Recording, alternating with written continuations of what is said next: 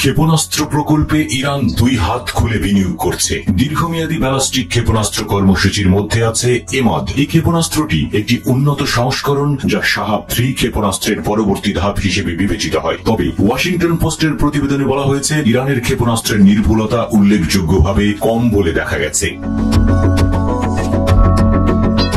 James Martin Center for non proliferation স্টাডিজের বিশ্লেষকদের পরীক্ষায় ইরানের এমাদ ক্ষেপণাস্ত্রের সঠিকতা গড়ে প্রায় 1.2 কিলোমিটার পাওয়া গেছে, যা পূর্বাভাস করা 500 মিটার থেকে অনেক দূর। এর মানে হলো ক্ষেপণাস্ত্রটির লক্ষ্যবস্তুতে পৌঁছানোর সম্ভাবনা কম এবং নির্ভুলতা খুবই নিম্নমানের।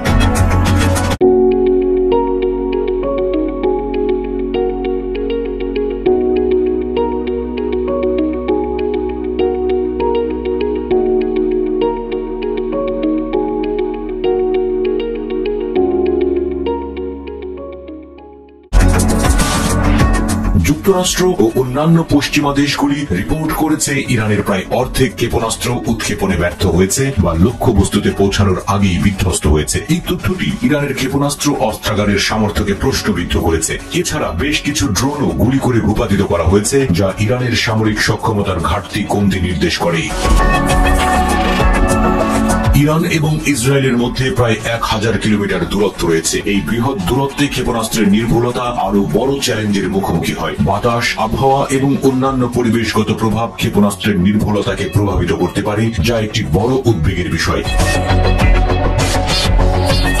ওয়াশিংটন পোস্ট বলছে ইরান ইসরায়েলের বিরুদ্ধে প্রতিশোধ নেওয়ার হুমকি দিয়েছে এবং তাদের পারমাণবিক অস্ত্র তৈরির সম্ভাবনা নিয়েও কথা বলছে। যদি ইরান তার ব্যালিস্টিক ক্ষেপণাস্ত্র কর্মসূচিতে সফল না হয়, তবে এটি পারমাণবিক অস্ত্র তৈরির দিকে নজর দিতে পারে। পারমাণবিক অস্ত্রের সম্ভাবনা ইরানকে আন্তর্জাতিক পর্যায়ে আরো চাপের মুখে ফেলতে পারে এবং এর পরিণতি হতে পারে বৈশ্বিক নিরাপত্তার ক্ষেত্রে ব্যাপক পরিবর্তন।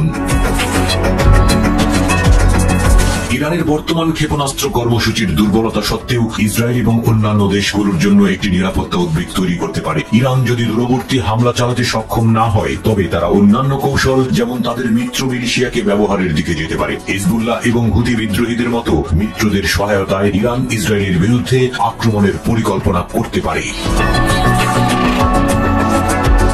এদিকে সাবেক মার্কিন প্রেসিডেন্ট ডোনাল্ড ট্রাম্প ইরানের পরমাণু অস্ত্র নিয়ে একটি গুরুত্বপূর্ণ হুঁশিয়ারি দিয়েছেন। ট্রাম্প স্পষ্টভাবে বলেছেন, যদি ইরান পরমাণু অস্ত্র অর্জন করে তাহলে ইসরায়েল নিশ্চিহ্ন হয়ে যাবে। তার মতে ইরানকে পরমাণু অস্ত্রের অধিকার দেওয়া যাবে না এবং এটি ইসরায়েলের অস্তিত্বের জন্য মারাত্মক হুমকি তৈরি করবে। ট্রাম্পের এই মন্তব্য ইরানের পরমাণু কর্মসূচির বিরুদ্ধে তার কঠোর অবস্থান তুলে ধরে।